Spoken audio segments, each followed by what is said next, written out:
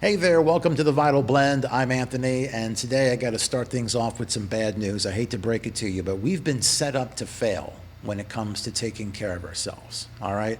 And the reason I say this is because we're wired as human beings to always seek out the easy choice when it comes to calories. That's how we're wired. We have to be incentivized to eat. All right, it's not just, oh, I got a hunger pain, it's time to eat again. I'm just going to take whatever I can and get this thing over with. No, you have to be incentivized to eat. It has to be pleasurable. You just can't eat anything. You know, we just don't go out in the backyard and eat grass when we get hungry. We want more calorie-dense foods. The more calorie-dense something is, the more we like it. I mean, you like spinach more than you like grass in the backyard, right? You like fruit maybe more than you like spinach. You like potatoes maybe more than you like fruit because there's more calorie density in these foods. As you move up the calorie density chart, we get into the more comfort foods of potatoes. People like rice and beans and that kind of stuff. But we're incentivized to eat and seek out calories in the natural world. But we no longer live in the natural world. We live in a very unnatural world. We live at a time now where we can actually produce our own calories. We can make our own calories.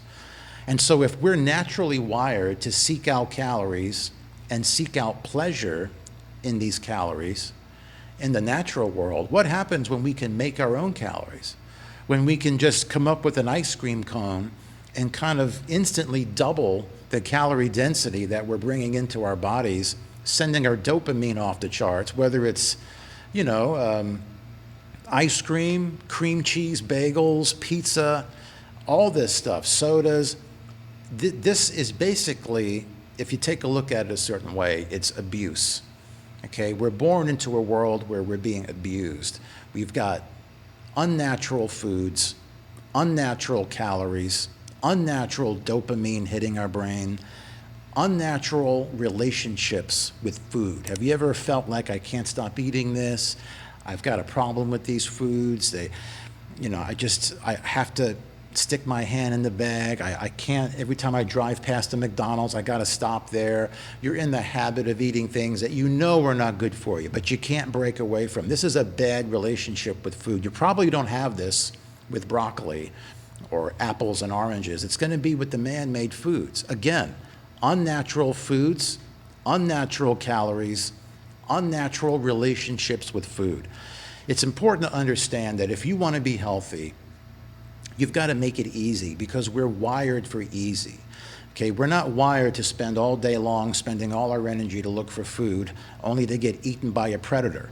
We're wired to seek the most pleasure, the most food, the most calories for the least amount of energy. So we're wired for easy choices. The problem is we live in a world where the easy choices are not good. They're unhealthy. It's called fast food, and fast food comes in many forms. It could be the McDonald's on the way home from work. It could be you're checking out at the grocery store and you've got all the candy bars that are sitting there. That's fast. Add that into your cart quickly. Eat it on the way home. Fast food could be that bag of chips or crackers or that gallon of ice cream that's in your fridge. That's fast food. You can quickly grab it when your favorite television show comes on, right?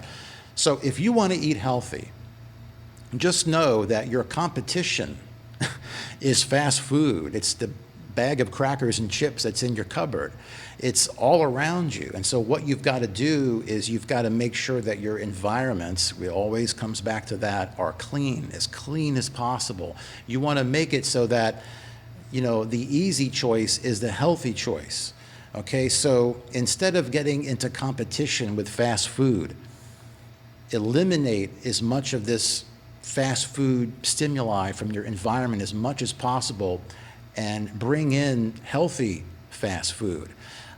And you can do this in a variety of ways. I just wrapped up a whole food plant-based 2-week challenge, and someone in the group found batch cooking helpful. This is what she had to say. I learned to implement meal prepping and filled my freezer with healthy stews, soups, rice, grains, beans, and veggie burgers. This has helped me tremendously to become more consistent, and I will be preparing more frozen items. Yeah, so hopefully you can see that by meal prepping, she was able to have a lot of foods available quickly in the fridge. It could be in the form of a soup or stew. So you come home from work, you want that easy choice. Instead of reaching for garbage, instead of reaching for the phone to call fast food or stopping at fast food on the way home, you know you come home, you've got a soup, a stew, you've got something that you've made. It's quick, it's easy, you just got to heat it up. This is the kind of position that you want to put yourself in. This is how you set yourself up to win. When you go to work and they bring in food, let's say, that could be very easy for you to say, I'm going to have what the Chick-fil-A that they brought in. Or you could say, you know what? As a matter of fact, I had this happen on the last plant-based challenge. This is what somebody said. She said, had all the temptations at work today. They brought in tacos, Chick-fil-A, and desserts. Thanks to meal prepping, I had breakfast, lunch, and snacks ready to go and was able to stick to my plan and not go off track. This was lunch today, and it was delicious. So you see, what Vanessa did was she set herself up for success. The easy choice could have been going what they brought in from work, but she made it even easier for herself. She brought it with her, she enjoyed it, and that's what she did. This is how you stay on track, you eat healthy, and you make it easy for yourself. You got to make it easy, because like I said, if you don't, you're in competition with fast food. You're in competition with the very food you're trying to get away from. Don't compete. Be smart. Plan ahead and make healthy easy. Let me know what you think about this. Have you done this? Have you set yourself up for success? What's been the result? What have you learned? Let me know some things that you've tried, that you've done to make healthy eating easier. If you're stuck on this and this makes sense to you, but you're not sure what to do, then let's get on a call. Get on my calendar, book a call, let's talk about it. I would love to hear what your challenges are and what it is that you want to change and why you want to change it. I'd love to talk to you, and I'd love to help you. All right? Be sure to drop your comments down below. Be sure to follow me on Facebook and on YouTube. I share stories every single day of people setting themselves up for success, changing their food, changing their lives.